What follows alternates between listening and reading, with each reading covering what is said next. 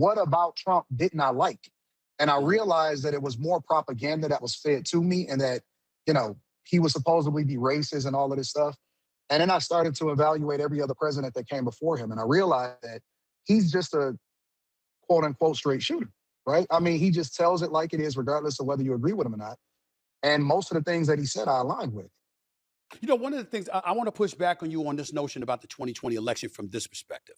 I Mhm. believe that the election was legit, but not for the reasons one would think. I don't believe, I totally agree with you. I don't believe anywhere in hell 81 million people wanted Joe Biden to be president.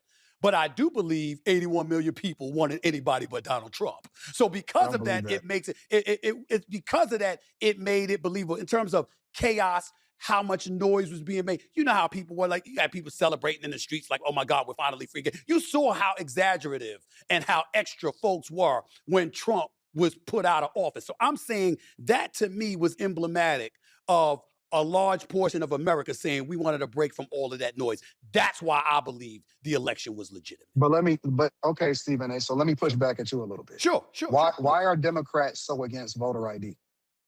Well, hold on. We ain't got to argue. Me and you align with that. It don't make no.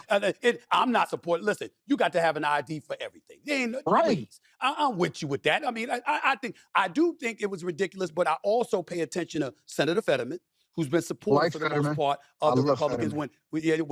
When Fetterman said, "quote," he said certain things about the SAFE Act are a bit extra. Yeah, you got that. You essentially got to have a passport, and it is more difficult to get ID, you know, under these restrictions that they're putting out there than it Mhm. was before. So I do believe that, but that doesn't mean that both sides can't come together and resolve that in a damn day. And for the Democrats to act like no ID should be required or whatever, like California and some of the stuff I learned about them and what they're doing under Gavin Newsom, that is utterly ridiculous. So you and I don't, All we right. ain't far off on that. But that tells me though that they're Okay. fighting for it for a reason. And I don't believe it's because they really believe that people are being disenfranchised at the polls. I believe that they're fighting for it because they truly believe that it's going to affect whether or not they get elected and Okay. future elections. And I believe that the Democrats, their whole strategy, because as people get older and wiser, this is not even my opinion, this is a fact.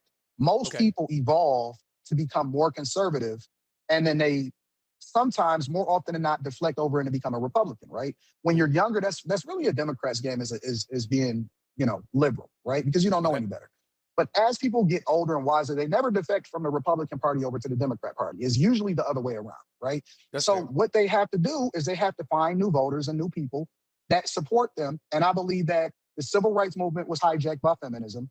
Feminism ultimately was hijacked by the LGBTQ movement, which Obama